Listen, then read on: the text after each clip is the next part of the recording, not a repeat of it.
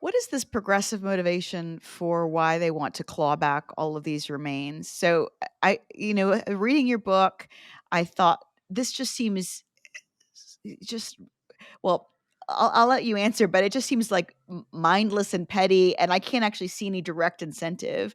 And also, I think it's important for the listeners to know that the group that you most closely didn't work with, what are they called? The Muwekma Yes, Ohlone? the Moekma Ohlone, yes. That they are indistinguishable from basically Mexicans, and they were the group that was the most difficult for you to try and I don't know, you were not negotiating with them directly, but they were the group that was trying to claw back all the artifacts and remains at San Jose. So tell Right. me, what is the progressive motivation, and also what is the motivation for these groups? Is it helping them get more likely to be federally recognized? Have they be more likely to get money? What is the motivation there? So I think that there's several motivations. I do think that some of it is just um, they don't want their religious beliefs to be challenged, and that some of the research challenges some of their religious beliefs, such as that they were created in this space and they hadn't evolved. I think it's kind of ironic that many of these beliefs are about being separately created from others. They were like, so I do think that's part of it. They don't want their religious beliefs to be challenged.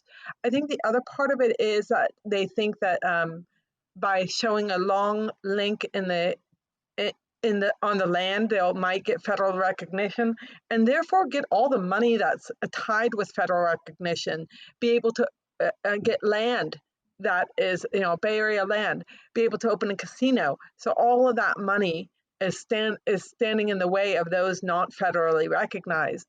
But the other thing is, I think their they don't want negative stories to be told about Native Americans in the past, because if if truth be told, and we look at the accurate reconstruction of the Americas, then they are no better than anybody else. Of course they're not. They're humans as well, right? So it's not like, and it's not insulting for me to say, you know, the the Native Americans were constantly doing intertribal warfare. They engaged in slavery. They had hierarchical systems. Um, you know, all of these things, and it's like they weren't environmentally conscientious. They killed more than they could eat. All of these things are things they don't want you to know. They want the the story to be told that they were peaceful, they never got sick, they never hurt anybody, they were environmentally conscious. And then the Europeans came and ruined everything, is how they would perceive it. And I think actually it would be kind of insulting to say that, oh, well, we were these perfect people and then another group came and we couldn't handle it, But I think that they want to protect that image, the noble savage image. The other thing is they need somebody to blame for their current state of affairs.